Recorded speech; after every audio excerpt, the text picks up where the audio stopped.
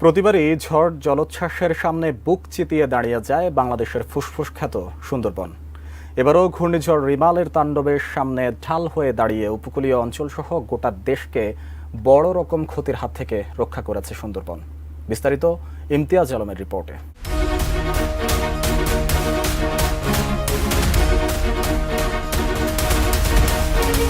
তাণ্ডব চালিয়ে এখন অনেকটাই দুর্বল হয়ে পড়েছে ঘূর্ণিঝড় রিমাল। তবে উপকূল পার হওয়ার সময় ১১১ কিলোমিটার বাতাসের গতিবেগ নিয়ে পূর্ণ শক্তিতে আঘাত হানে ঘূর্ণিটি। এই গতিবেগের ঝড়ে যথেষ্টই ক্ষয়ক্ষতির আশঙ্কা ছিল, কিন্তু এবারও রিমালের সামনে সুন্দরবন ঢাল হয়ে দাঁড়ানোয় ক্ষয়ক্ষতি ও প্রাণহানি অনেকাংশেই কম হয়েছে।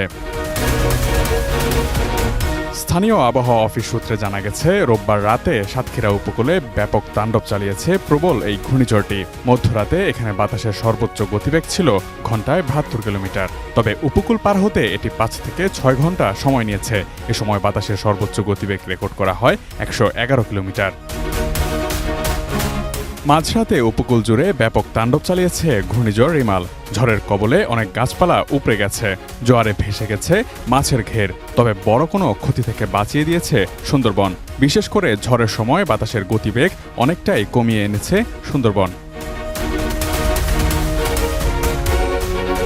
২০০৯ সালে ১২০ কিলোমিটার গতির ঘূর্ণিঝড় আইলা ও ২০০৭ সালে ২৬০ কিলোমিটার গতির ভয়াবহ ঘূর্ণিঝড় সিডরের তাণ্ডবেও বুক পেতে দিয়েছিল এই সুন্দরবন।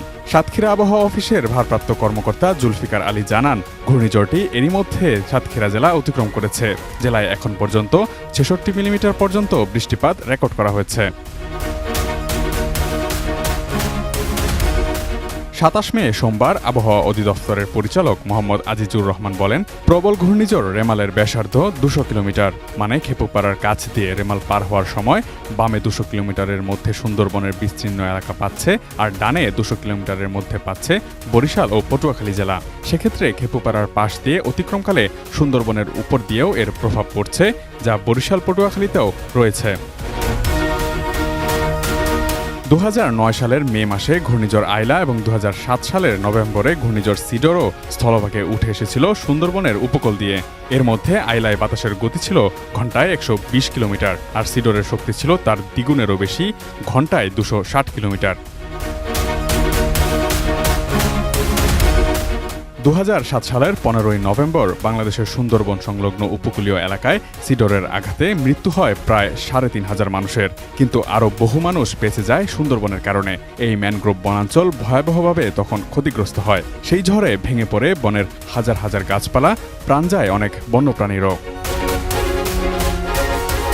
প্রতিবার দুর্যোগের সময় যে সুন্দরবন মানুষের ঢাল হয়ে দাঁড়ায়, সেই সুন্দরবন কতটা ভালো আছে বিশেষজ্ঞরা বলছেন, এখানে নাগরিক ও রাষ্ট্রের দায় রয়েছে অনেক। সুন্দরবনের ভেতরে অবকাঠামো নির্মাণের কারণে অনেক জায়গায় প্রকৃতির স্বাভাবিক গতি বাধাপ্রাপ্ত হচ্ছে।